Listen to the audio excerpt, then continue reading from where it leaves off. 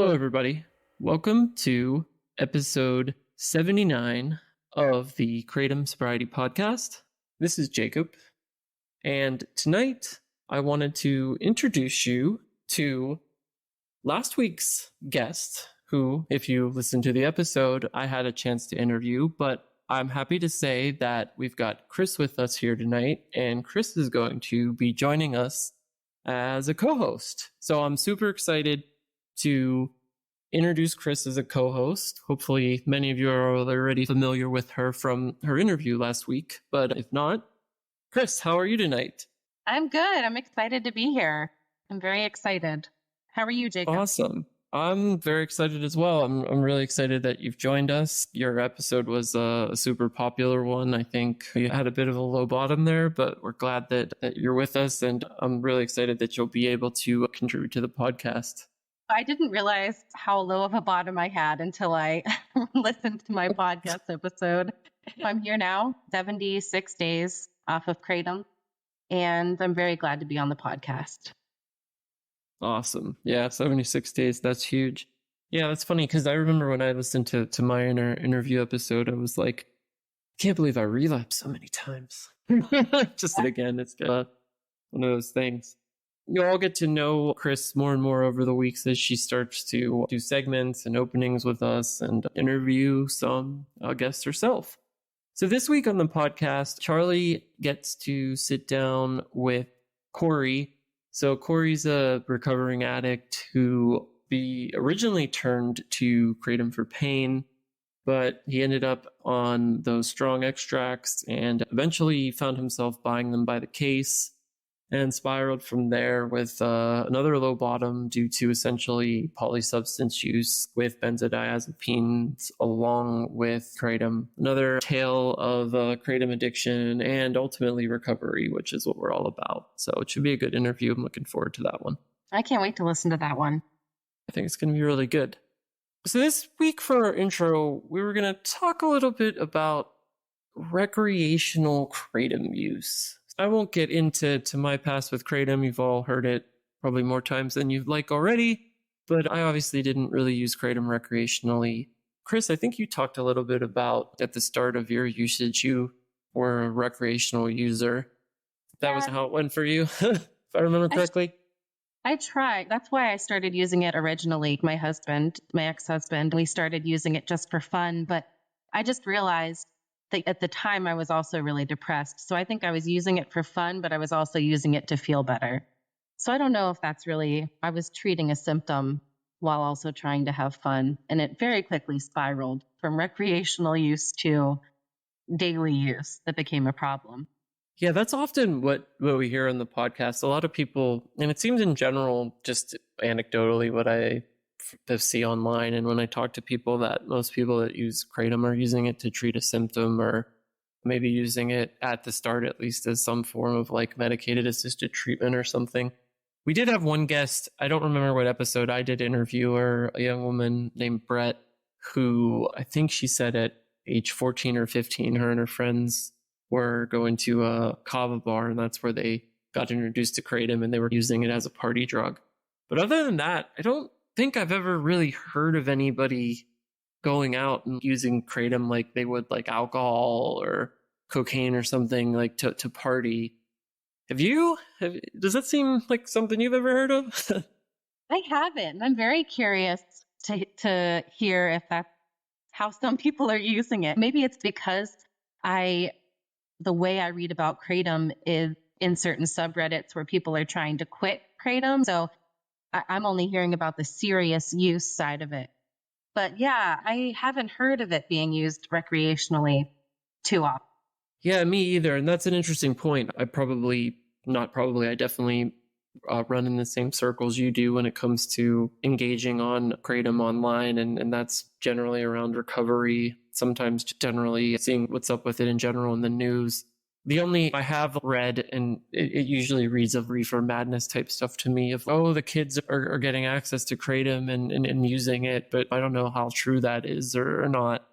But yeah, I think for our listeners, question for you all, have you used Kratom as a recreational drug or as a party drug? And if so, Why don't you tell us a little bit about that, or if someone that uses Kratom as a party drug? We're just generally curious because, as Chris had mentioned, that could turn into a form of addiction, and we're just generally curious. That's been the experience for any one of our listeners out there, and we'd love to hear from you. We'll, as usual, we'll link all our links to our socials and our email and our contacts and stuff. So if that's been your experience or you want to engage on this topic, hit us up. We'd love to hear from you.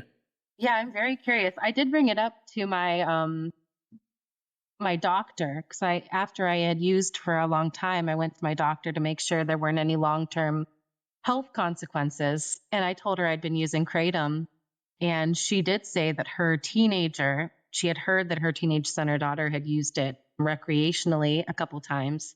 And I think I scared her so much because I told her how bad it is and like what it did to me. And she was like, oh my goodness, I'm going to have to go home and talk to my child. Wow. Yeah. So maybe that is an experience out there. I don't know. Maybe. I guess we'll have to see what our listeners and others in the community have to say, and we'll report back and let you know what else we maybe find.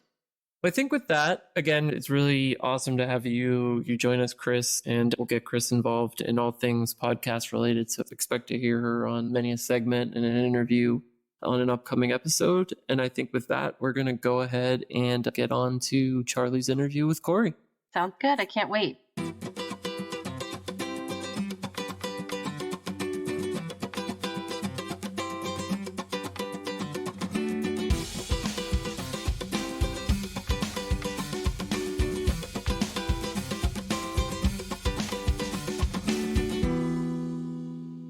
Hello, this is Charlie. I'm sitting down with Corey this week. How you doing, Corey? I'm doing good. I'm a little tired. I've been fishing all day with my son. How old is your kid? He just turned 11 on the 2nd, and that was actually my 13 months. Congratulations. 13 months off Kratom and everything? Yep. My son is 18, and he liked fishing when he was 11, but he's really picked it up recently. He's found it to be very relaxing. He works the graveyard shift and gets off like at 5 a.m. And when he gets home, he goes and takes the kayak out, and he's been fishing a lot this summer. He says that's his zone. Yeah. Yeah, I just started kayaking myself. Why don't you introduce yourself, things about your job, what part of the country you live in, your family, like your background, that kind of stuff. All right. So, Corey, I'm 32. I am from a little town called Needville, Texas. Town with a population at the time of about 2,000 maybe. So I love God, my family, my wife and my son, hunting, fishing, sports, being outdoors, and all that good stuff, the Gulf Coast. Why don't we rewind to how did you first learn about Kratom, and what did you first use it for? So I was in a very dark place when I found it. I had failed to acquire something else. And from that, a buddy suggested to try this stuff called Kratom, whatever. And it was the powder, the really nasty stuff. And oh man, that first tablespoon or so with orange juice to follow, Yeah. disgusting. But it hit me hard, man. And it gave me that euphoria of oxy, man. It was nice, but then came with it was I probably took too much and I got really sick to my stomach. It was throwing up. But yeah, like I said, I was in a dark place, and I don't want to say I was unaware of what could happen from it. What caught me off guard with it was how hard to get off of the stuff it was. Mm-hmm. That was insanely hard. So when you first started, did you start doing it every day, or was it like a once a week thing? How did you first use it in those early years? But yeah, when I first started it, it took a couple tries, a few dabbles in what worked and what didn't work. I would say since I was about to be on probation, I couldn't go back to pain pills. So I had to keep trying this. At the time, my pain doctor was only giving me tramadol, which would only last about a week. if that. And it was capsules because I couldn't toss and wash or whatever it's called anymore. It was too much. And the capsules were just lightly doing it before I found the shops. And from that, daily. Okay. And when you say shots, the Extracts, OPMS, yes. Black, gold, or black and green, whatever they were, I know an important part of your story is you had a very significant accident when you're younger. You still have lingering pain from that? Yes, absolutely. So when I was 20 years old, just fresh off of pain pills, I had just put the stuff down and my family was supporting me through it, going cold turkey. I was pushing through it. I went out to hang out and ride four-wheelers with my friends.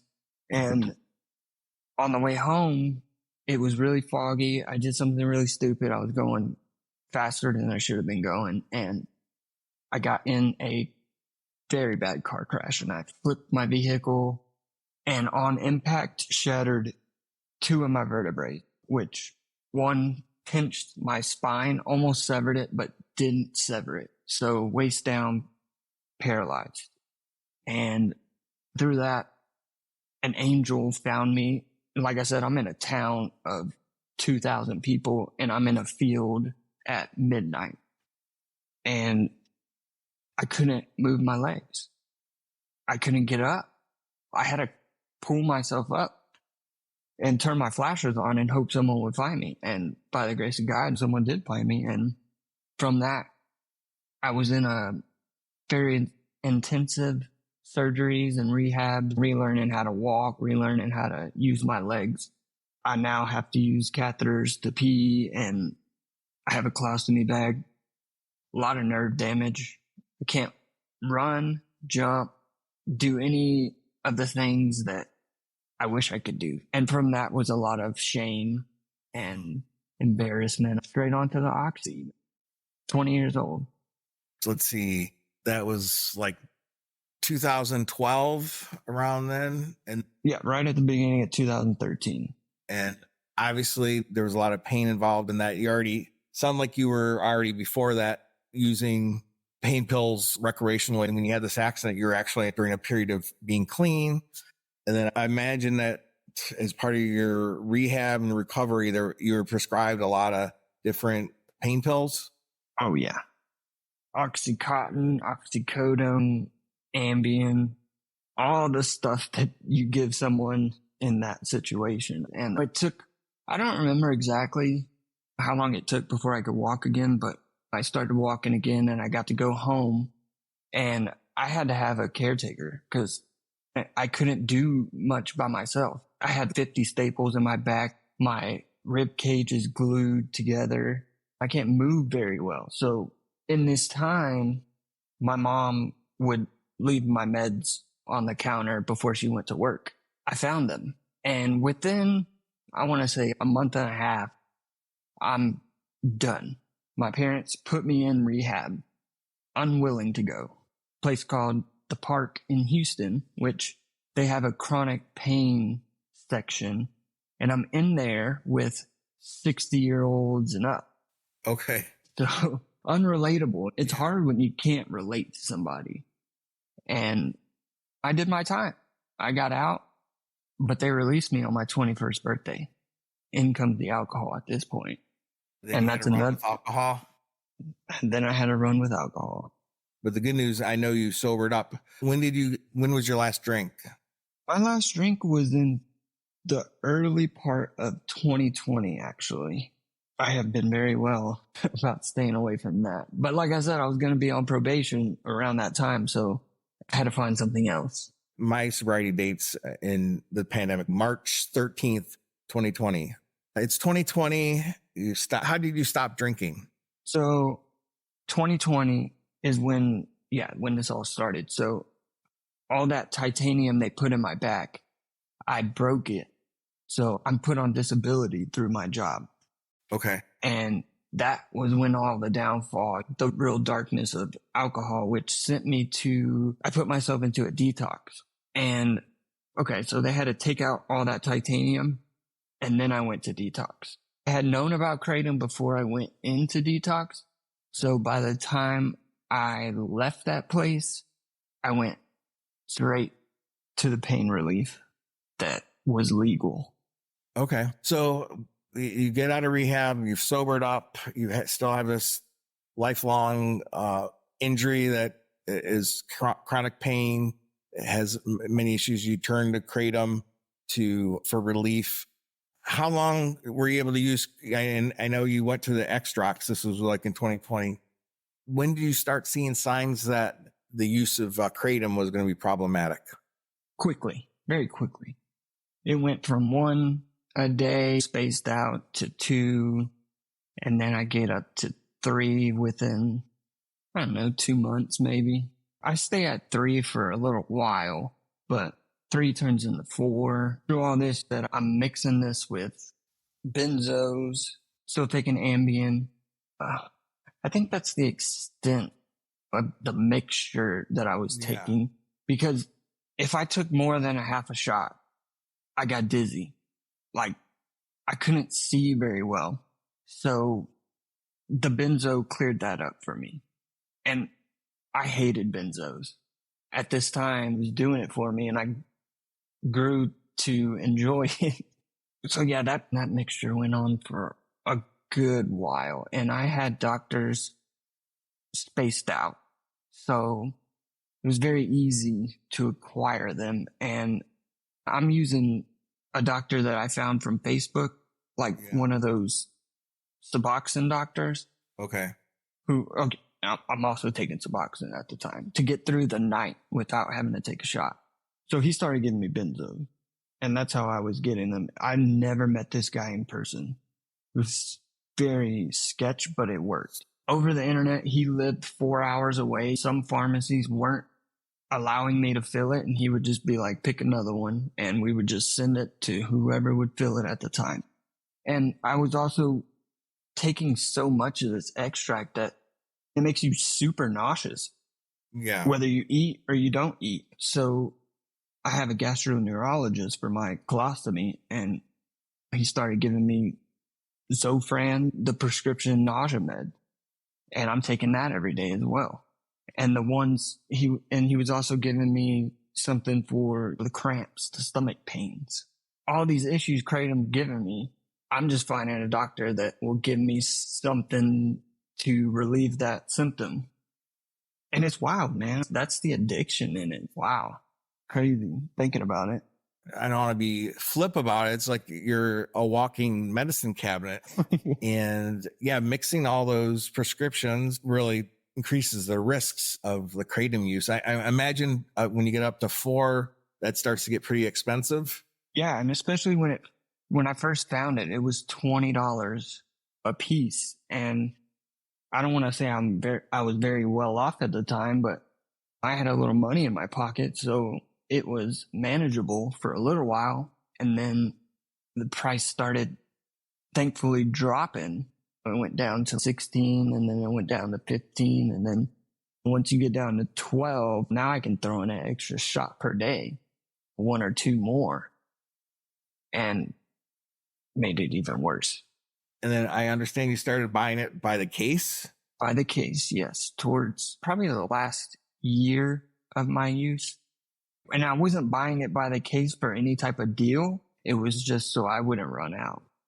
And I had this little compartment in my truck where the console would come out and I could hide the whole thing underneath, or I'm hiding it in my bed, in between the bed frame. They were everywhere. So you were hiding it from your family? Yeah, very much. Did they know that you were taking some, or they just didn't know about it at all? My wife, I broke down a few times. I could not quit. And I broke down to her a few times, and I would lay on the end of the bed and I would cry. I'd get real emotional, either when I was trying not to take a shot or when I was just explaining what I had done to myself. It was brutal. Was there 48 in a case?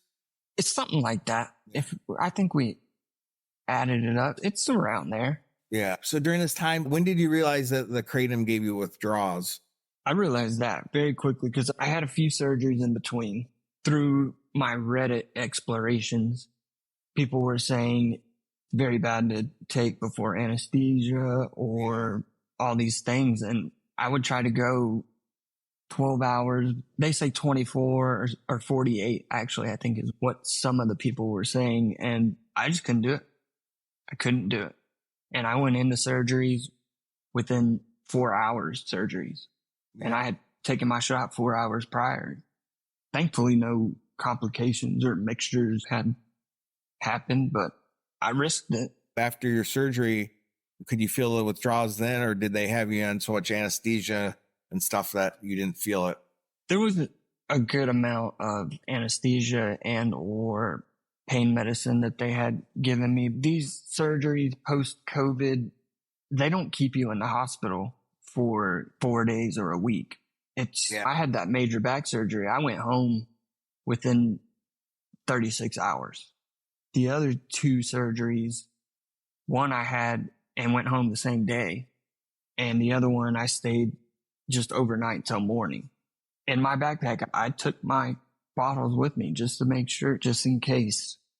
And I know when we were setting up the interview, voiced some concern that since you weren't solely a kratom addict, you had this polysubstance abuse.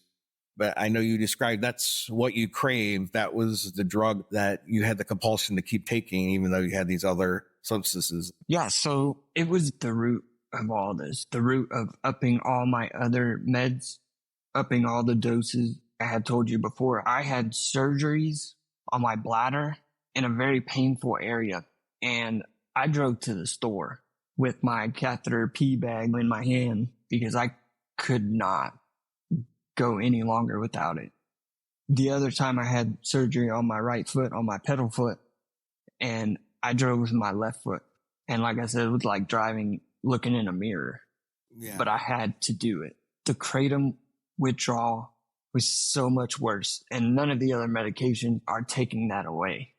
I remember, so we went on a vacation to Oregon at the latter part of the 21, and I took my kratom before we got on the plane, and I didn't take any with me because I didn't know if you could.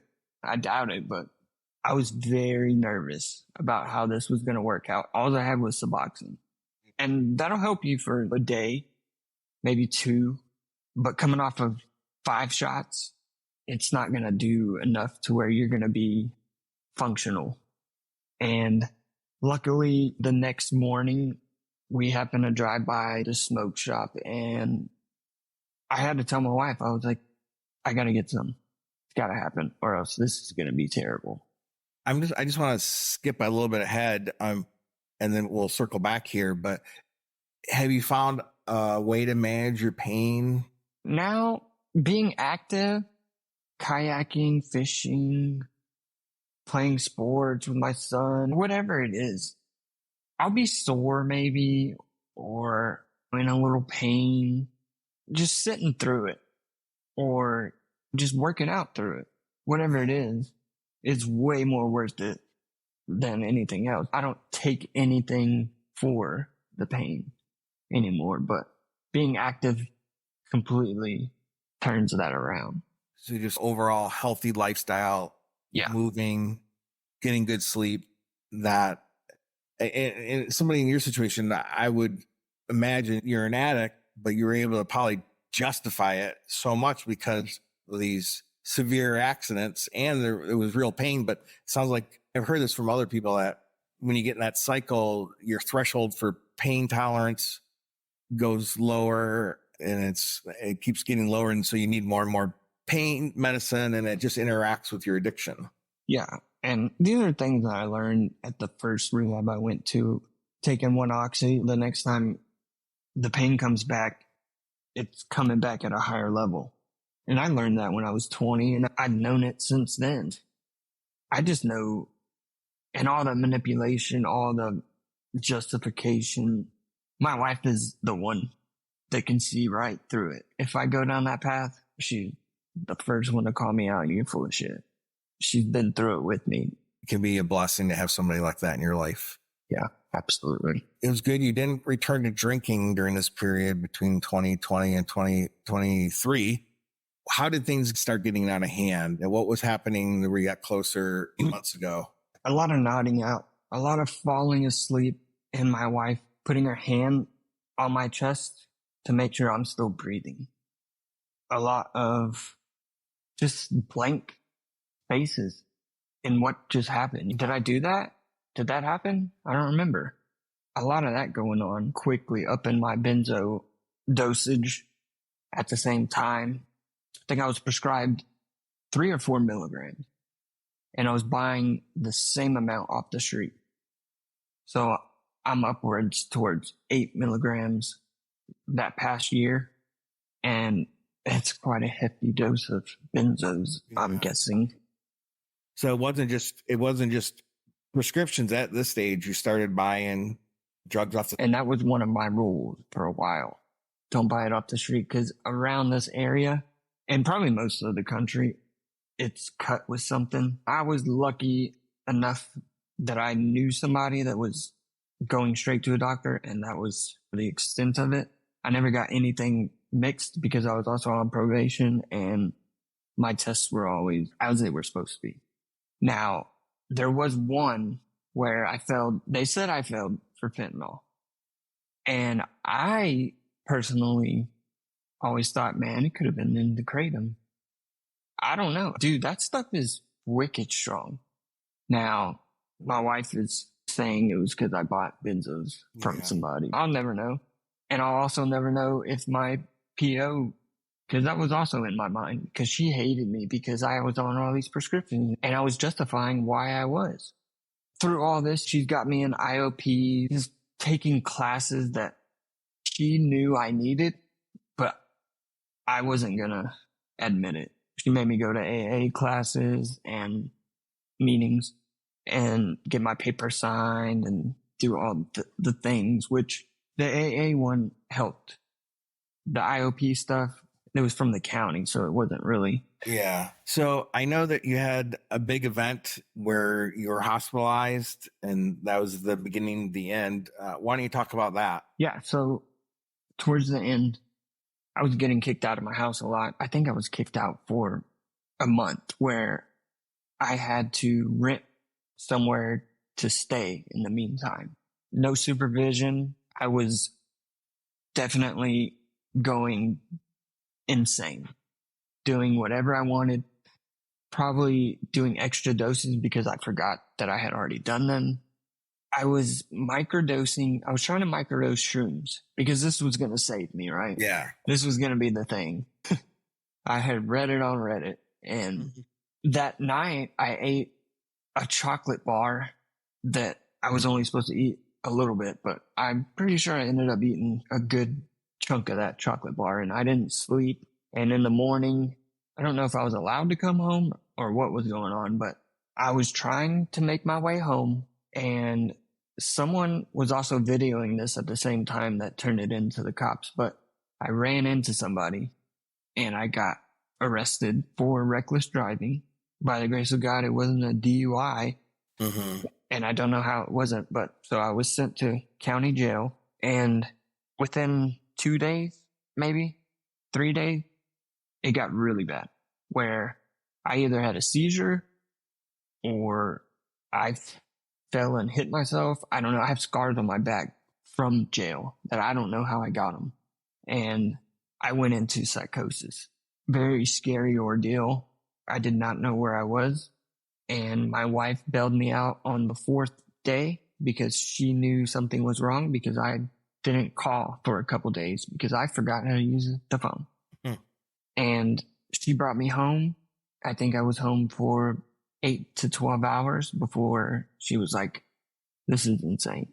Like, you're in a bad place and you don't know where you're at. I knew she was there, but that was it.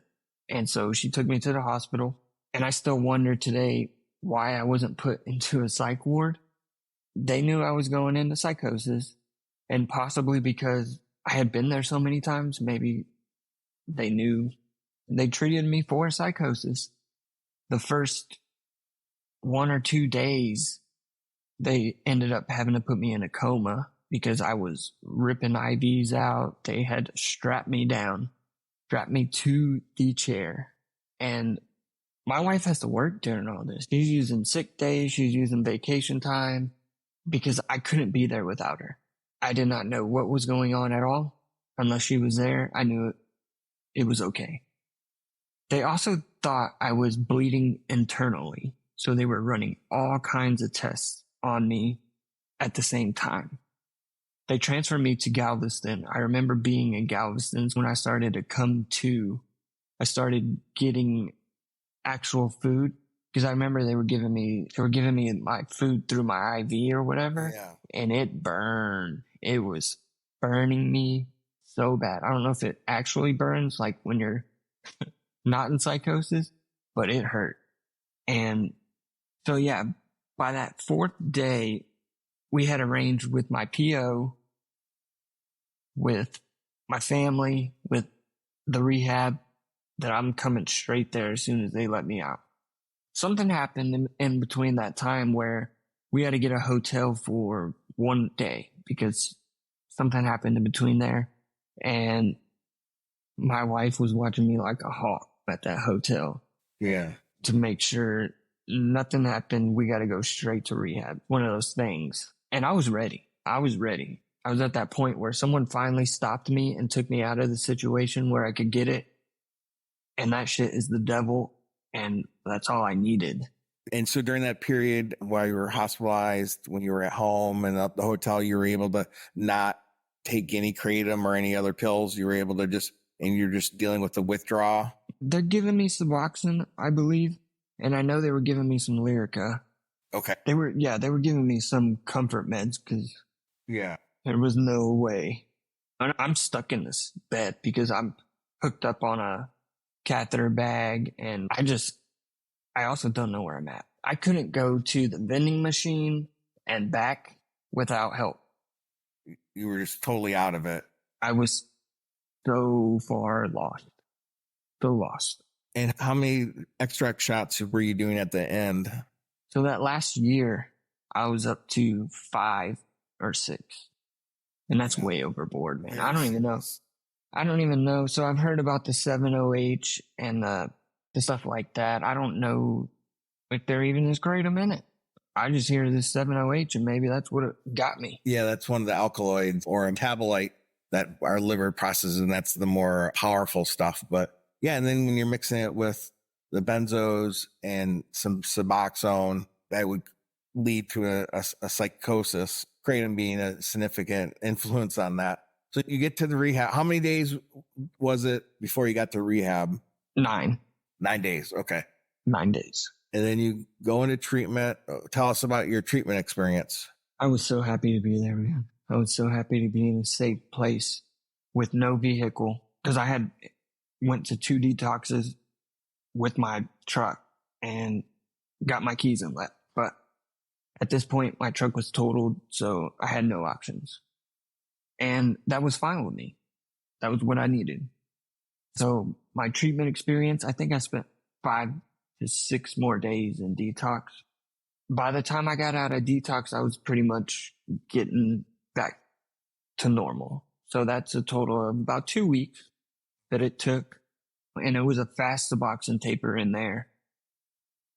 And man, once they were stopping the Suboxone, I had this thought in my head, they don't do MAT programs. So I was contemplating whether I should or shouldn't. And just being around other people going through it at the same time, I just pushed through. And it worked out. So I spent 35 total days in there. And it was great, man. It was what I needed. The therapy at the time wasn't perfect, but it's just a fellowship, man. It's just other people struggling. We're all the same. We're all using for some reason or another. And if I understand right, you've really embraced the 12 steps when you got out, and that's the program you're working? That is the program I'm working. And I picked AA, like I said, for the structure. I feel like it's a little more, it's got a little more structure to it. More old timers that'll tell you like it is. And personally, I don't mind that, but for the newcomers, I do not agree with how they talk to the newcomers. But when meetings are over, I'll go up to them and be like, dude, don't let that run you off. But any program, man, NA, CA, there's a program for everything. I remember in probation, they had a list on the wall of all the anonymous programs that are out there. It's insane. There's something for everything. And now I'm hopping on Zooms with the Kratom meetings. And man, this fellowship is all the fellowships. It's so helpful for us. Without that, we would be all alone. So when I was in jail, and I forget about this because I've been doing Alcoholics Anonymous or any kind of anonymous since I was 20. So I forget that there's people out there that don't know that there's help and there's meetings and there's other people that do the same shit.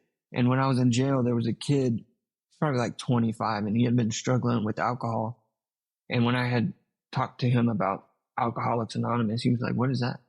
It reminded me that there's people out there that don't know. And we stay in contact now. He's been sober since February, and it's cool to see. It's cool to see. That's great that you're going to the Kratom meetings too, because I know at an AA meeting, it's not really the space where you can talk about Kratom specifically. Disease is the same no matter what the substance is, and the recovery from it is the same. But going to the Kratom meetings, at least there's some people in the world that you can connect with that know about the Kratom. Yeah.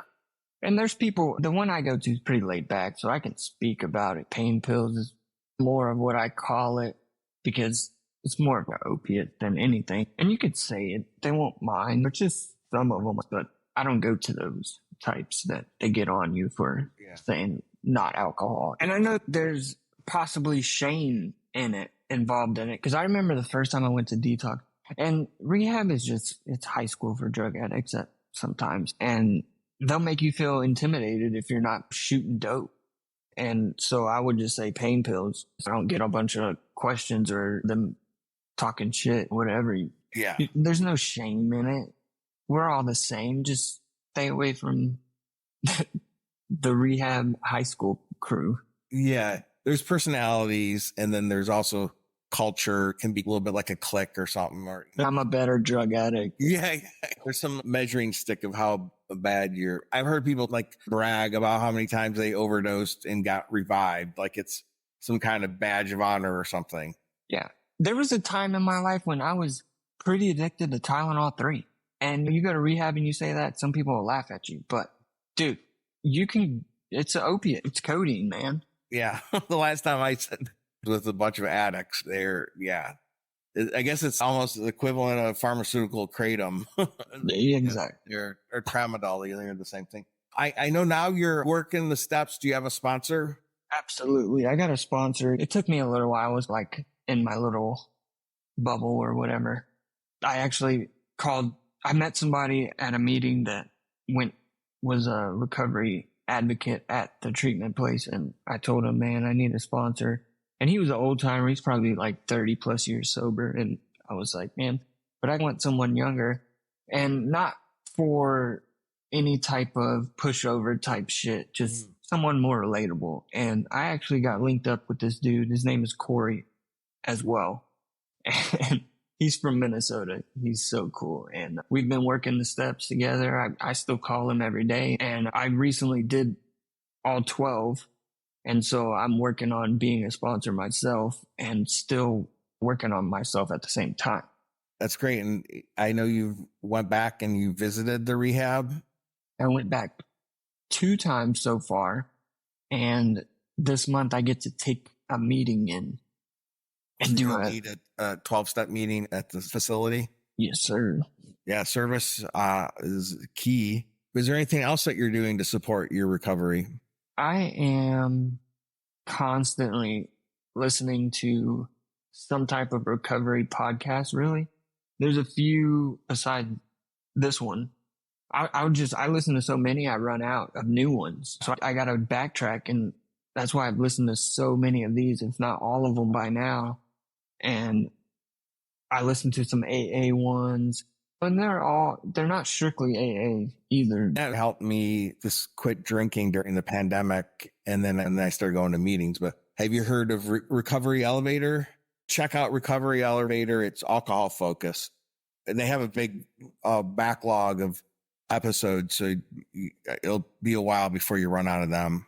Cool. Or the Dopey podcast. Dude, that one's cool. That one is cool. I've recently listened to one dude that was talking about Kratom and T-neptine or whatever it's called, and that was pretty intense. What kind of music do you listen to? All right. I have no favorite genre. I have a very wide range that I go through. And I practiced for this one. I wrote down all kinds of stuff. And right before this, I was listening to Miley Cyrus, dude. I love me some Miley Cyrus, but lately it's been the Guardians of the Galaxy mixtape volume 1 and 2. I don't have the third one, but I have an older truck, so I bought the CDs, and I love that old 70s classic rock. Zach Bryan, more of like outlaw country. I'm into that stuff, and I'll even jump into EDM. It's a nice range. My music has changed to more of peaceful since I sobered up. I want to say that for sure. Do you have a concert that's like on your bucket list that you want to make it to? Man, I go to the Houston Livestock Show and Rodeo. Yeah. We just saw Major Lazer. I've seen the Chainsmokers. We saw this guy in Houston called Party Alone. And he was more of in my addiction music that I listen to. I don't know if I have a bucket list. Honestly, my wife picks the concerts and I ride along, man. If you're going to give a tip to somebody about quitting Kratom, what would be one of your best advice? Reach out. I would say reach out. Find a meeting. And I know it's intimidating at first, so start with the Zoom. Listen to people. But personally, it's the connection of being in person and relating to somebody. I'm talking to a kid now, probably every day, that he's in his 20th-ish day when we just met. And the other day we stood outside the meeting, after the meeting for an hour, just relating on things. And it's just that fellowship. Once you find that fellowship, you're not alone. And once you feel like you're not alone, there's hope. Mm-hmm. In a year, if you wanted to, in August 2025, if you could leave a message for your future self from today, what would you say? What do they say? Don't give up before the miracle happens. Not that the miracle hasn't happened, but keep going. They say the first year of sobriety is easy and the second year is work. So keep reaching out, man. Keep going through it.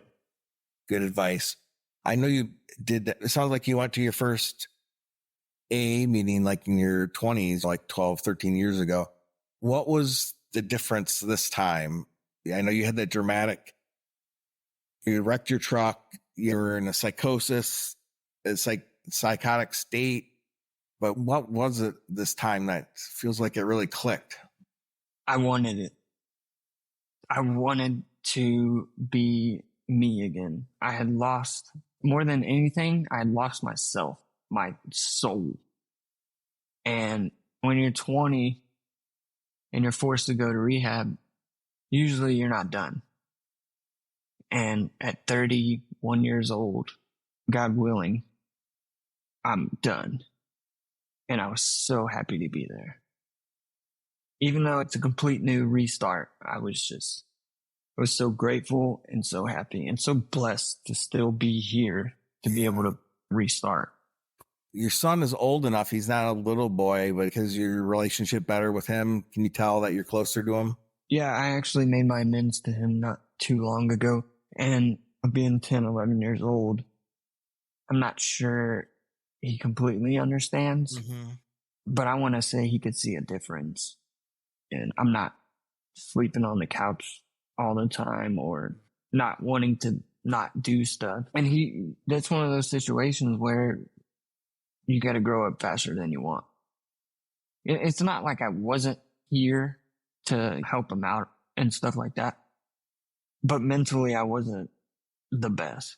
And when I'm away 45 days where I wasn't there. And actually, I didn't say this. My family, my mom, my dad, my sister, and her kids came to the hospital because they thought I was going to die. And he had to see that. This is serious stuff. I applaud you for that, making that amends. And thank you for sharing your story with our audience. The trajectory, which is just a hopeful message, the turnaround here. Yeah, I appreciate being able to be on. I've been listening for a good 7 months. It was really cool to find. I don't even know how I found it, honestly. Because a lot of them, you type in Kratom podcast and it's all advocates for it. Yeah. And that's not what I wanted to hear. That was the reason I started. Was I was, when I realized finally that Kratom was just like, for me, was just like any other kind of addiction, I was surprised that there wasn't anything. And then actually I went to social media and said, struggling with this, and the advocates came after me saying that it wasn't addictive. Yeah. And I was like, what? Bullshit. I was very naive. I did not, when I started this podcast, I didn't know that there was a controversy around it because of the legal status. It went in, I was just not very sophisticated about it. Yeah, and it's cool to hear the Wednesday ones you're doing now. Thank you. Yeah, they're very educational, and all the lawsuits going on and stuff like that.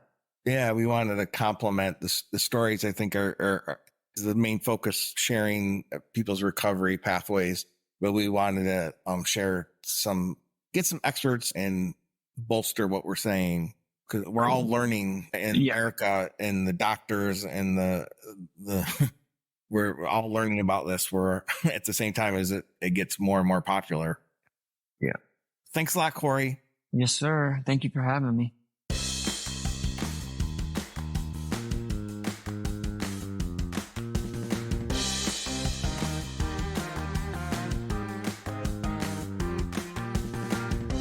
Kratom in the headlines. In a couple of weeks, on a Wednesday, I'm going to share an interview with Joanne and Patty, who put together this documentary called A Beautiful Life Stolen.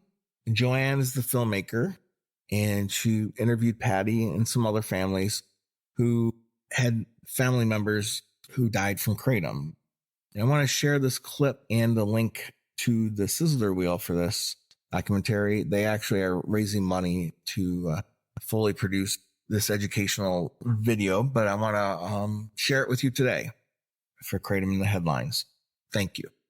Kratom comes from Southeast Asian countries, often Indonesia. The leaves are picked off of a tree and they're dried. Traditional use are chewing the leaves or brewing the leaves into a tea.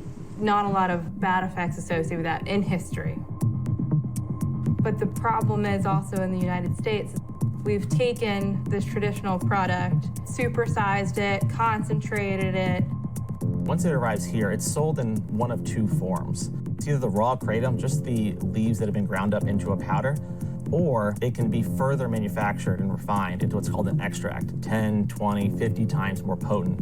At low doses, kratom has stimulant-type effects, but at higher doses, it has opiate-type effects. But I'm curious, like, can kratom be addictive, in your opinion? Yes, I do think kratom can be addictive. When my husband went to empty his apartment, Ethan had a note saying, "Quit taking kratom." The active ingredients in kratom, it's mitragynine, and then the alkaloid 7-hydroxymitragynine. Those two compounds hit the same opioid receptors as an opiate would. In my career as a forensic toxicologist, I have now seen thousands of cases. Kratom can be fatal on its own. Mitragynine has been found as the sole toxicological finding in death with no other reason. Look at the label. Look at the names of them. OPMS, opiums. What does that tell you? That it's an opiate. The people that are supportive of Kratom, they are the first ones to pass the hate emails. On my post, within 24 hours of saying I lost my son, there were pro-Kratom people commenting on my story.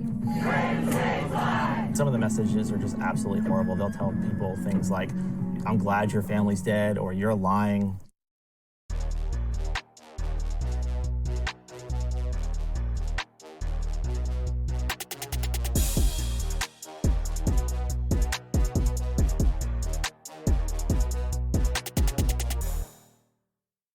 Resource of the week. Hey everybody, this is Jacob, and this week I'm going to bring you our resource of the week. So this week we actually have two things to discuss. The first is the Clinical Opiate Withdrawal Scale, otherwise known as COWS. So this is an 11-item scale, which is essentially designed to be administered by clinicians, and it can be used in both inpatient and outpatient settings, so essentially via an in-office visit or telehealth. And it's essentially summed up, and the score can be used to help the provider determine the stage or severity of opiate and assess the physical dependence level, essentially. Since Kratom has mitragynine in it, and there are some extracts that even have concentrated 7-hydroxymitragynine in it, which are partial opiate agonists, this scale is also and can be used in the intake of people that are suffering from Kratom addiction and Kratom dependence and withdrawal, that are seeking to detox and ultimately potentially be stabilized and utilized something like buprenorphine or Suboxone, methadone for long-term treatment of Kratom use disorder. So it's often used in both traditional opioid or opiate use as well as now Kratom usage. The second thing that we wanted to discuss a little bit in this week's resource segment is a new injectable version of buprenorphine. When I say new, I think it's been out for at least a year, maybe a bit longer now, but don't quote me on that. And it is called Brixadi. So Brixadi is an extended release injection of buprenorphine, which is essentially the main ingredient in Suboxone and Subutex. So Brixadi is available in weekly injections of different sizes, so 8 milligrams up to 32 milligrams.